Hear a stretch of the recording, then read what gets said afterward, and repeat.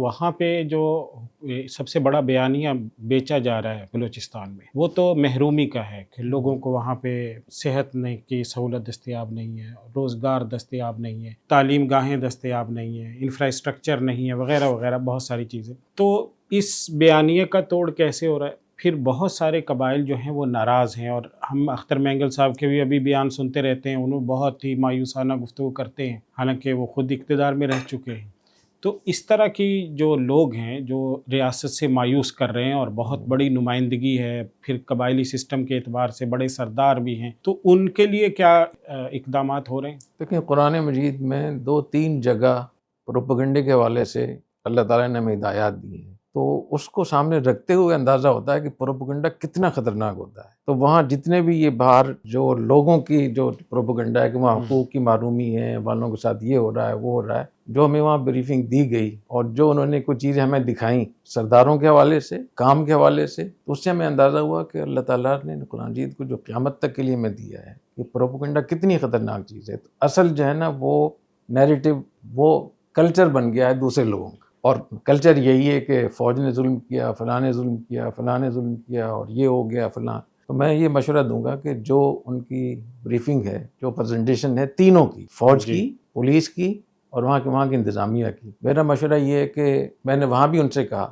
کہ یہ تینوں پریزنٹیشن تینوں ادارے مرکز میں اسلام آباد میں بھی جا کر دیں اور چاروں صوبوں میں جائیں، تاکہ لوگوں کو پتہ چلے کہ اصل حقائق کیا ہیں، اصل ایشوز کیا ہیں، اور پروپیگنڈا کیا ہے۔ جو قرآن مجید میں آتا ہے نا، لَئِن يَنْتَهِ الْمُنَافِقُونَ وَالَّذِينَ فِي قُلُوبِهِم مَرَضٌ وَالْمُرْجِفُونَ فِي الْمَدِينَةِ، کہ جو منافق لوگ اگر اس سے باز نہیں آئے اور جس طریقے سے وہ جھوٹا پروپیگنڈا کر کے اس مدینہ کو ہلا رہے ہیں، تو اللہ تعالیٰ نے کیا فرمایا؟ لَنُغْرِيَنَّكَ بِهِمْ، رحمۃ للعالمین سے اللہ تعالیٰ فرما رہے ہیں کہ ہم آپ کو ان کے خلاف مشتعل کریں گے، اور پھر آپ کیا کریں گے؟ ان کو جلا وطن کریں گے، ثم لا یجاورونک فیہا الا قلیل، ملعونین، ان پہ لعنت ہو، اینما ثقفوا، جہاں بھی ملیں، اخذوا وقتلوا تقتیلا۔ تو میرا ایک تو میری یہ رائے یہ ہے کہ چاروں صوبوں میں ہو اور مرکز میں ہو پوری، تاکہ لوگوں کو معلوم ہو۔ اور دوسرے میرا مشورہ ہے کہ تمام جو بڑی بڑی یونیورسٹیاں ہیں، اہم جگہیں، باقاعدہ وہاں یونیورسٹیز میں جا کر، جیسے DGISPR بات کر رہے ہیں، تو ان تینوں اداروں کو، بلوچستان کے تینوں اداروں کو یہ بریفنگ اور پریزنٹیشن، یہ اعداد و شمار، یہ شواہد اور یہ ویڈیوز باقاعدہ دکھائی جائیں، تاکہ لوگوں کو جو غلط چیز پہنچ رہی ہے اس کا نیریٹو صحیح ہو سکے۔ اور تیسرا میں یہ مشورہ دوں گا کہ جو ہمارا میڈیا ہے، قومی سطح کا میڈیا، ان چینلوں کو چاہیے کہ وہ باقاعدہ بلوچستان جائیں اور یہ تمام بریفنگ لیں ان سے، اور اپنے دفتروں سے باہر نکلیں۔ میڈیا سے بہت درخواست کروں گا کہ جب آپ وہاں جائیں گے تو آپ کے لیے، آپ کے چینل کے لیے اتنا وہاں مواد اور اتنی خبریں، اور آپ کی ریٹنگ بہت آگے بڑھ جائے گی، اس قدر وہاں چیزیں آگے معلومات ہیں ان کے پاس۔ تو ہماری قومی سطح کے میڈیا کو بھی اس کو لینا چاہیے۔ چوتھا میرا مشورہ یہ ہے، جو ہمیں وہاں جا کر محسوس ہوا کہ بلوچستان کو ہم نے تنہا چھوڑا ہوا، ہمیں جا کر ان کی حوصلہ افزائی کرنی چاہیے۔ جس پولیس کے اتنے بڑے پیمانے پر افسر شہید ہو رہے ہیں،